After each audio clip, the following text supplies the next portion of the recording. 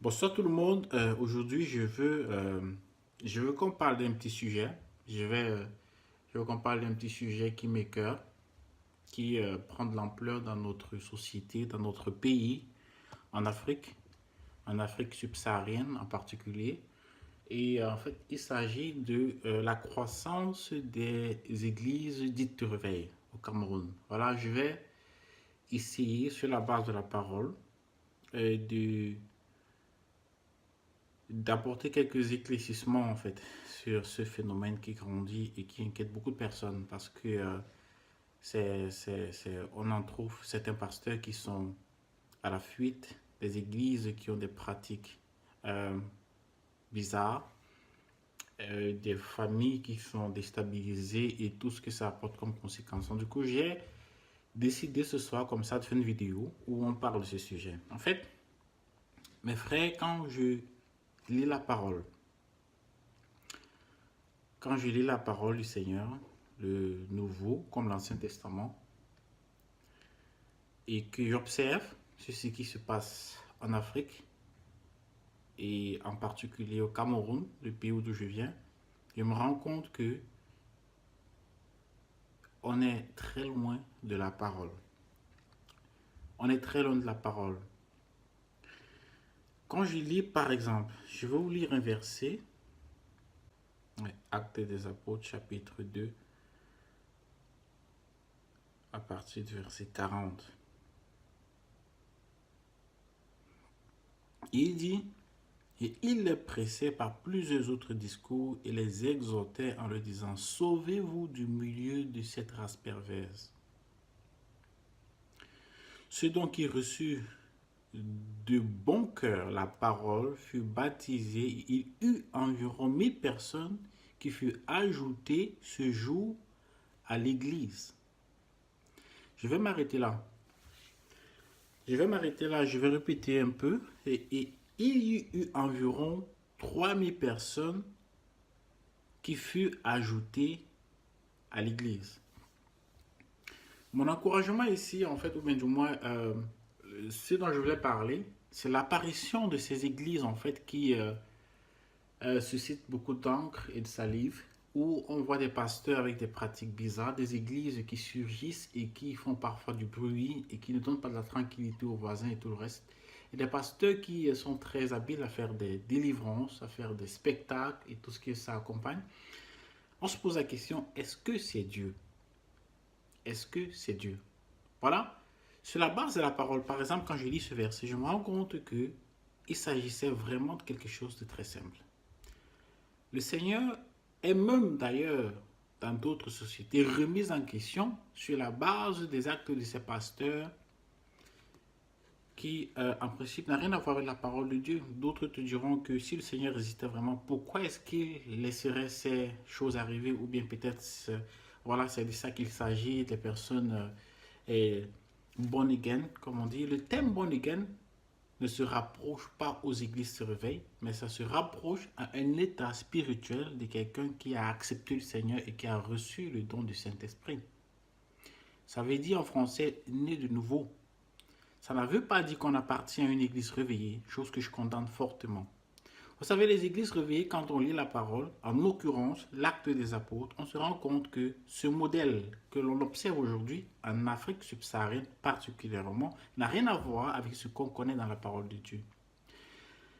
L'apparition des pasteurs célèbres dit ouin, parce que c'est généralement le thème qu'ils utilisent. Ils disent qu'ils sont ouin de Dieu, ils sont des appelés, ils sont, je sais pas, des généraux, des prophètes, des docteurs et tout le reste, et qui attirent beaucoup de foules et qui, par le miracle, ils sont captivants et font que beaucoup de choses sont remises en question sur la personne du Seigneur.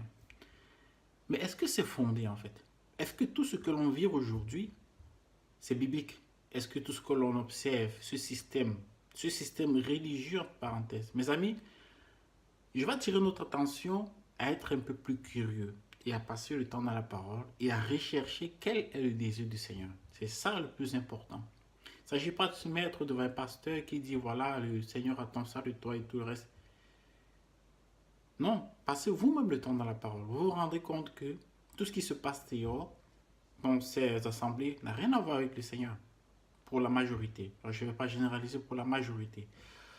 Bon, je prends un exemple. On a là des pasteurs qui vous disent carrément que le Seigneur ne pourrait passer, ne passerait que par eux pour vous parler. On a là des pasteurs qui monopolisent la parole, qui sont des serviteurs le dimanche, le mardi, le mercredi. On a là des personnes qui voilà, vivent sous le dos des personnes, qui bâtissent des empires. Et à la base, en fait, c'est pas mauvais parce que tous désirent servir le Seigneur. Mais tous obligent le Seigneur à avoir une fiancée qu'il n'a pas commandée. C'est ça, en fait, le problème. Et ce qui m'intrigue le plus dans tout ça, c'est que beaucoup de personnes vous traiteront de tout parce que vous êtes enfant de Dieu. Non, je suis enfant de Dieu, moi. J'ai accepté le Seigneur, mais je ne suis pas adepte de ce système religieux qui n'a rien à voir avec la parole de Dieu. Je ne suis pas adepte de ce système religieux qui n'a rien à voir avec la parole de Dieu. Et c'est la chose à laquelle je veux nous encourager ce soir, c'est de passer le temps dans la parole et de rechercher ce que le Seigneur désire. C'est quoi le désir de son cœur? Est-ce la présence de ces églises, la présence de ces pasteurs dits ouin? Est-ce que c'est de ça qu'il s'agit? Ou bien le Seigneur a un autre modèle sur lequel il voudrait bâtir sa fiancée parce que c'est de ça qu'il s'agit. C'est son église. Il a donné sa vie, d'après Éphésiens chapitre 5, verset 25, pour son église. Alors, je veux vous encourager. Passez le temps dans la parole. Quand on lit l'acte des apôtres, les choses étaient très simples. Les choses étaient très simples. Tout à l'heure, on a lu, il ajoutait ce jour à l'église. À quelle église donc il ajoutait? À l'église pentecôtiste, à l'église baptiste, à l'église catholique, à l'église apostolique? C'est une question qu'il faut se poser. Dans le Nouveau Testament, on se rend compte que le Seigneur ajoutait à l'église 3000 personnes. Il ajoutait 500 personnes au général de Dieu, Dieudonné Kandem, et 300 personnes à ne sais pas qui. Et il les distribuait avec des doctrines générales, des doctrines différentes, je ne pense pas. Mais il ajoutait à l'église. Très, très important. L'église n'était pas dénominationnelle, mais l'église était repartie sur un plan géographique. Et c'est pour ça que vous avez l'église à Corinthe, vous avez l'église à Rome, vous avez l'église d'Éphèse. C'était géographique uniquement. Il n'y avait pas de pasteur célèbre, il n'y avait pas de personne, parce que quand on lit la suite de ce chapitre, par exemple le verset 46 qui nous dit, ils étaient tous assidus au temple. D'un commun accord, ils rompaient le pain de maison à maison et prenaient leur repas avec joie et simplicité de cœur. Louaient Dieu et étaient agréables à tout le peuple. Et le Seigneur ajoutait tous les jours à l'église encore des gens pour être sauvés. C'est incroyable, mes frères. C'est incroyable. À l'église, c'est son église. C'est son église. Mes amis, faites très attention. Je veux vous encourager, ceux qui sont très, très, très associés aux pasteurs qui, pour eux, sont comme des dieux.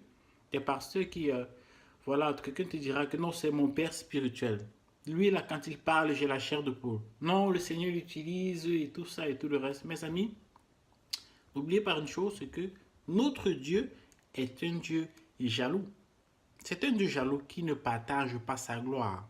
Ou c'est lui, ou c'est pas lui, il ne se partage pas. Alors, il nous dit très bien, et c'est la raison pour laquelle, quand tu acceptes le Seigneur, tu as ce don du Saint-Esprit, c'est pour avoir une communion directe avec le Père. Pas une communion tridirectionnelle, mais une communion bidirectionnelle. Toi et le Père par l'Esprit. C'est très important, c'est très très important que vous compreniez ça. Sinon, tu serais, comme il est écrit dans le livre d'Éphésiens, bouleversé par tout vent de doctrine. Bouleversé par tout vent de doctrine. Et c'est ce que l'on se rend compte aujourd'hui. Aujourd'hui, tu te rends compte qu'il y a des personnes qui changent d'église comme ils changent les chaussures. Et aujourd'hui, ils sont là et après, ils sont là. Et ils changent d'église. Pourquoi? Parce que ce jour, l'église, s'il leur plaît, ça leur convient, le pasteur gentil, les fidèles sont accueillants et tout le reste. Mais un jour, ils vivent une expérience où ça ne les arrange pas et ils changent. Ou bien ces doctrines ne les arrangent pas et ils changent. Mais recherchez ce qui est le désir du Père. N'accordez pas. Le Seigneur peut naturellement utiliser un homme pour parler, Mais le système que l'on voit aujourd'hui en Afrique, il est basé sur le fait que, voilà, il faut venir au Seigneur, le Dieu de papa. Et voilà, ils ont toujours ces appellations. Il dit le papa, celui-là, et papa, c'est la maman et tout le reste. Il est puissant. Le Dieu là, il te donne le mari, il te donne le travail, il te donne le voyage. Voilà. Il te donne la voiture, même si tu n'as pas le permis de conduire. Voilà, tu vas te débrouiller. Mais est-ce que c'est ça qu'il s'agit dans la parole de Dieu? Je pense pas. Je pense vraiment pas. Je vais vous encourager, mes amis, à rechercher le Seigneur dans sa parole. C'est très important. À rechercher le Seigneur dans sa parole. À rechercher sa volonté. À rechercher sa volonté. Alors, je vous laisse avec cette parole et soyez bénis.